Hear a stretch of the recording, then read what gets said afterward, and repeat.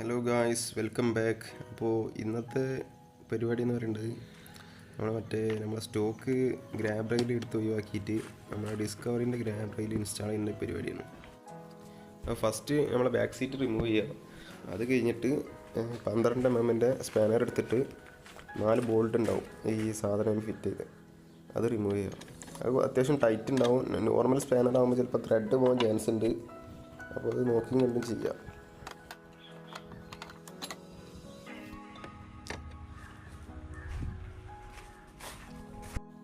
ഡിസ്കവറിൻ്റെ grab rail നമുക്ക് ഷോറൂമിൽ നിന്ന് വാങ്ങിക്കാൻ കിട്ടും. 520 രൂപയാണ് അതിൻ്റെ വില ബജാജിൻ്റെ ഷോറൂമിൽ.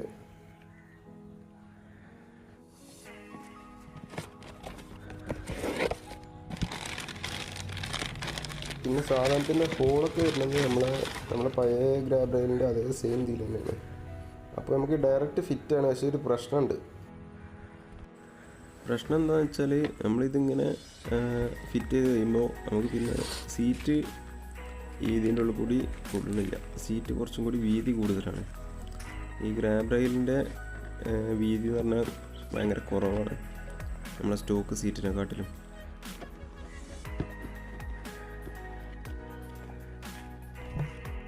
പിന്നെ സീറ്റ് സൈഡ് ചെറുതായിട്ട് കട്ട് ചെയ്തെടുത്തുകൊണ്ട് കയറ്റാം. അപ്പോൾ നമുക്ക് പിന്നെ പഴയത് യൂസ് ചെയ്യേണ്ടി വരുമ്പോൾ ഒരു വൃത്തികേടായി കിടക്കും. അതുകൊണ്ട് ഞാൻ സീറ്റ് കട്ട് ചെയ്തില്ല.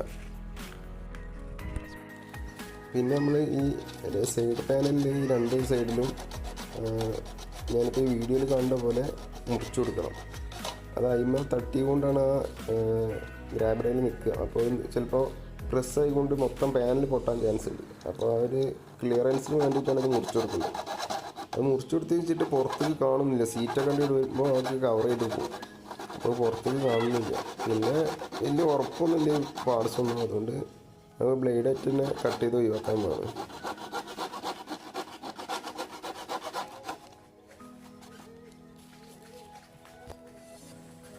ഇതുപോലെയാണ് കട്ട് ചെയ്തെടുക്കേണ്ടത് കേട്ടോ.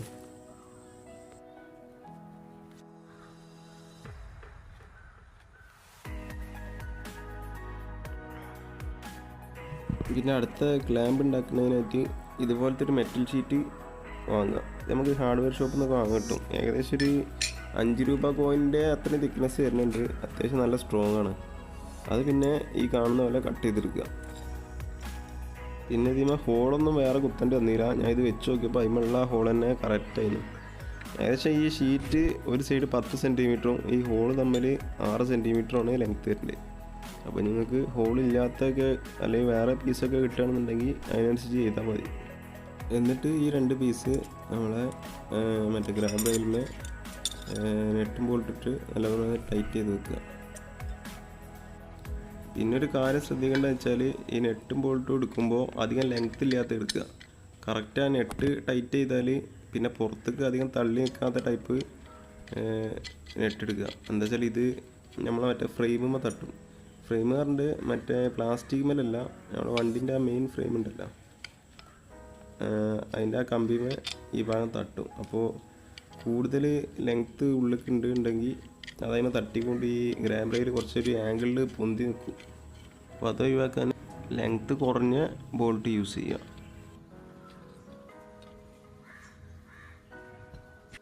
അപ്പോൾ നമ്മളെ പുതിയ ക്ലാമ്പ് ഇൻസ്റ്റാൾ ചെയ്താൽ ഏകദേശം ഈ ഒരു ലുക്ക് കഴിക്കാനും സാധനം. പിന്നെ തുരുമ്പ് വരാതിരിക്കാനും അതേപോലെ നമ്മൾ ഈ പുറത്തുനിന്ന് നോക്കുമ്പോൾ ഈ ക്ലാമ്പ് ഒരു വേറെ കളറിൽ കാണാതിരിക്കാനും ഒരു ബ്ലാക്ക് പെയിൻ്റ് അടിച്ചു കൊടുക്കുക.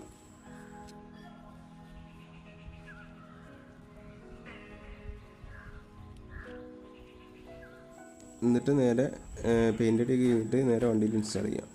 ഞാൻ ഈ വീഡിയോ എടുക്കുമ്പോൾ ആദ്യം ഇൻസ്റ്റാൾ ചെയ്യേണ്ട വീഡിയോ എടുത്തിരുന്നു.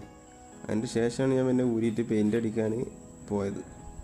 അതുകൊണ്ടാണ് വീഡിയോയിൽ പെയിൻറ്റ് കാണാത്തത്. പിന്നെ ഈ ക്ലാമ്പ് വെക്കൊണ്ടുള്ള ഒരു ഉപകാരം എന്ന് വെച്ചാൽ സീറ്റ് എന്തായാലും പിന്നെ പക്കയായിട്ട് കൊള്ളും. പിന്നെ അതല്ല, കുറച്ച് ഹൈറ്റും കിട്ടും. ഒന്നും കൂടി കാണാനും ലുക്കാവും.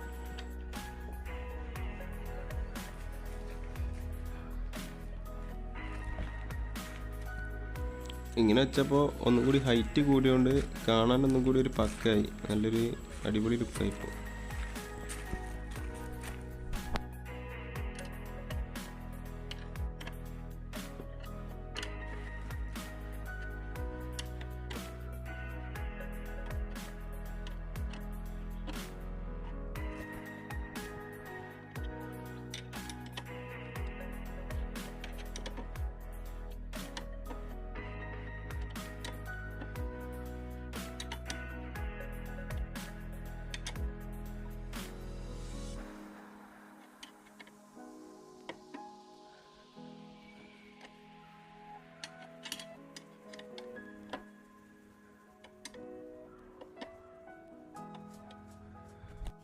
പിന്നെ ഈ ഗ്രാബ് റെയിൽ വേറെ ബോഡി ഫൈബർ പാർട്ടിൽ എവിടെയും തട്ടണമൊന്നുമില്ല, നല്ല പക്കയാണ്. ഈ ട്രിപ്പിൾസ് അടിക്കുമ്പോൾ ഒരാൾ അതിൻ്റെ മേലെ കയറിയിരുന്നാലും ഈ ഫൈബർ പാർട്ടൊന്നും പൊട്ടൂല. കാരണം എന്താണെന്ന് വെച്ചാൽ അതിൻ്റെ ആ ബോൾട്ട് കറക്റ്റ് ആ ഫ്രെയിമിന്മേലാണ് വന്ന് എടുക്കേണ്ടത്.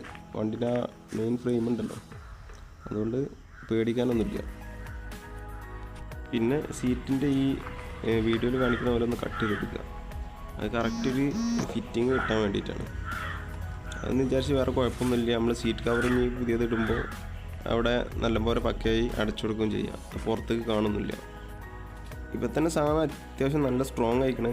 വണ്ടി എടുത്ത് പൊക്കാനുള്ള പവർ ആ മെറ്റൽ പ്ലേറ്റിന് ഉണ്ടോ എന്നുള്ളത് എനിക്കറിയില്ല. ചിലപ്പോൾ ബെൻഡാൻ ചാൻസ് ഉണ്ട്. നമുക്ക് മുന്നിലേക്കും ബാക്കൊക്കെ വലിക്കാനും ഇതിനൊന്നും സീനില്ല. അത് പിന്നെ ഞങ്ങൾ കുറച്ചും കൂടി കനത്തിലുള്ള ആ പ്ലേറ്റ് ഇട്ട് കൊടുത്താൽ നിങ്ങൾക്ക് പക്കയായിട്ട് വണ്ടി എടുത്ത് പൊക്കുകയും ചെയ്യാം. പിന്നെ ഇത് എങ്ങനെ വലിച്ചാലും അമർത്തിയാലൊന്നും ബോഡി പാർട്ടിൽ എവിടെയും തട്ടണമില്ല. അതുകൊണ്ട് പിന്നെ ഈ ഫൈബർ പാർട്ടൊക്കെ പൊട്ടിപ്പോകുന്നുള്ള പേടിയും വേണ്ട ഇത് വെച്ചുകൊണ്ട്.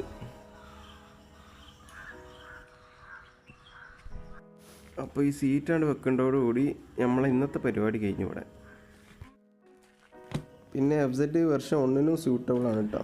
ഈ ഡിസ്കവറിൻ്റെ വെർഷൻ 3 പറ്റി എനിക്ക് വലിയ ഇതില്ല. വെർഷൻ 1 സ്യൂട്ടാണ്. വെർഷൻ 1 ചെയ്ത് നോക്കാവുന്നതാണ്. പിന്നെ നമ്മൾ ആ പഴയ ഗ്രാബ് റെയിൽ വരുന്ന ആ ഭാഗത്ത് ഒരു ചെറിയ ഹോൾ ഉണ്ടല്ലോ ഈ ഫൈബർ പാർട്ടിൽ, അതിങ്ങനെ ചെറുതായിട്ട് പുറത്തേക്ക് കാണുന്നുണ്ട്. വലിയ ബോറായ രീതിയിലൊന്നുമില്ല. അതിന് എന്തെങ്കിലും സ്റ്റിക്കർ ചെയ്ത് ബ്ലാക്ക് സ്റ്റിക്കർ മേലെ കൂടെ ഒട്ടിച്ചു കൊടുത്താൽ മതി. ഇല്ലാണ്ടെങ്കിലും അതിന് അങ്ങനെ കിടന്നാലും കുഴപ്പമൊന്നുമില്ല. വലിയ രീതിയിൽ കാണണമെന്നില്ല, ചെറിയൊരു ഇതേ കാണുന്നുള്ളൂ. ഒരാളിങ്ങനെ നോട്ടീസ് ചെയ്യുന്ന തരത്തിലൊന്നും അത് കാണുന്നില്ല. ഇപ്പോൾ വീഡിയോൻ്റെ അവസാനത്തിൽ ഞാൻ കുറച്ച് ഫോട്ടോസ് എടുത്ത് അപ്ലോഡ് ചെയ്തിട്ടുണ്ട്. അപ്പോൾ എല്ലാവരും ഒന്ന് കണ്ടു നോക്കുക.